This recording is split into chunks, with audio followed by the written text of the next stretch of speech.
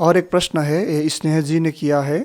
ये ये ब्रह्मांड के बारे में तो नहीं है, इनके अपना ही समस्या है।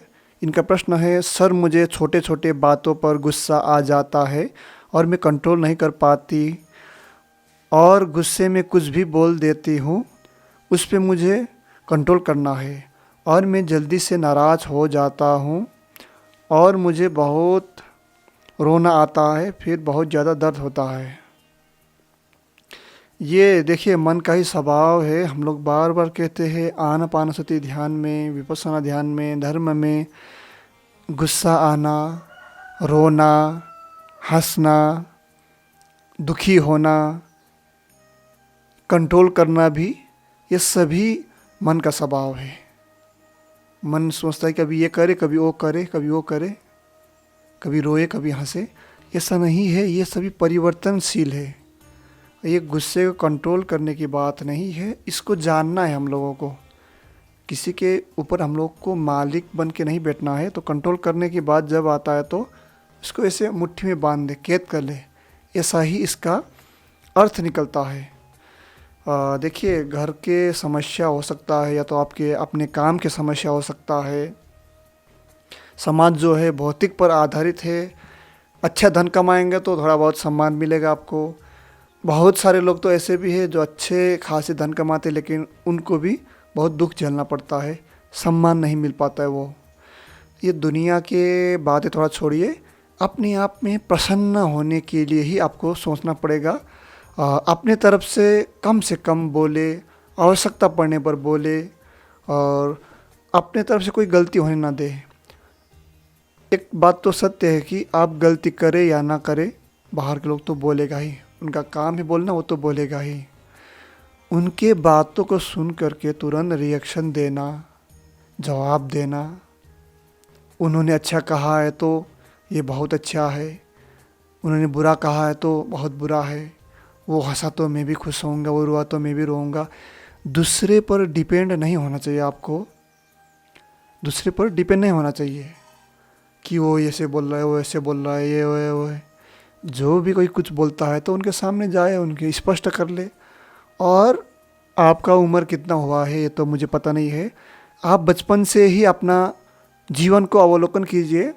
बचपन से लेकर के छोटे बच्चे कितना बोलता था, ये वो है, आप सुनते थे, सहते थे, या आप उसको भूल जाते थे, उसको मारते थे। थोड़ा बड़े हुए और बड़े हुए और बड़े हुए, तब से लेकर के आज तक गिनिए कितने लोगों ने आपको ये बुरा भला कहा है।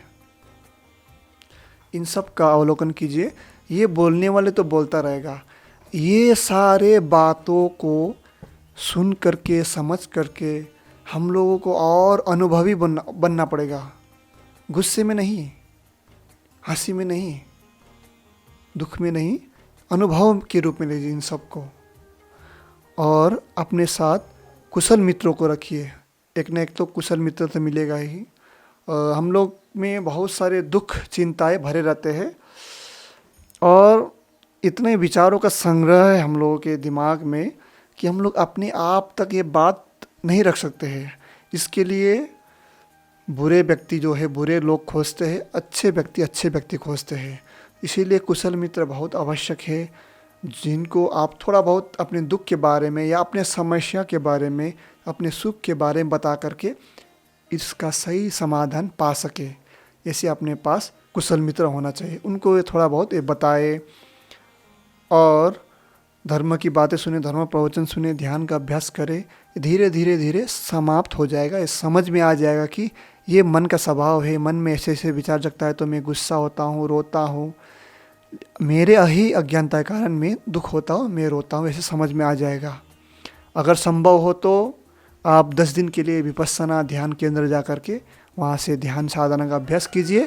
अगर नहीं संभव है तो आप जो है ये इसमें वीडियो है ध्यान के संबंध में, विपश्यना ध्यान के संबंध में।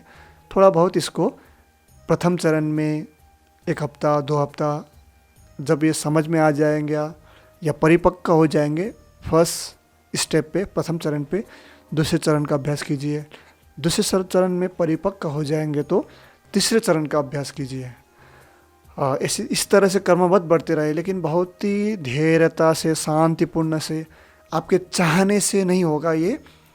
ये देखना पड़ेगा, इंतज़ार करना पड़ेगा, समझना पड़ेगा, धैर्य बहुत चाहिए। उपदेश सुनिए जो इसमें बताया है, शील सदाचार के बारे में, नियम के बारे में पालन जानिए और इसको पालन कीजिए। और प्रज्ञावान व्यक्ति बनना है हम लोगों को। शील समाधि का अभ्यास के साथ साथ प्रज्ञावान व्यक्ति बनना है, इस बात को ध्यान में रखिए। और धर्म कहीं से भी आपको सुनने को मिलेगा, देखने को मिलेगा, करने को मिलेगा। कोई भी बड़े गुरु महाराज, जो भी बुद्ध पुरुष है, ज्ञानी पुरुष, उनका उपदेश सुनिए। नकारात्मक बातें रहता है लेकिन उसमें भी सकारात्मक बातें भी रहता है, उसको देखिए। धीरे धीरे धीरे ये सारा समस्या सही हो जाएगा। ये कोई बड़ा समस्या नहीं है, ये मन का स्वभाव है, आपका स्वभाव नहीं है, मन का स्वभाव है, परिवर्तनशील है। धन्यवाद।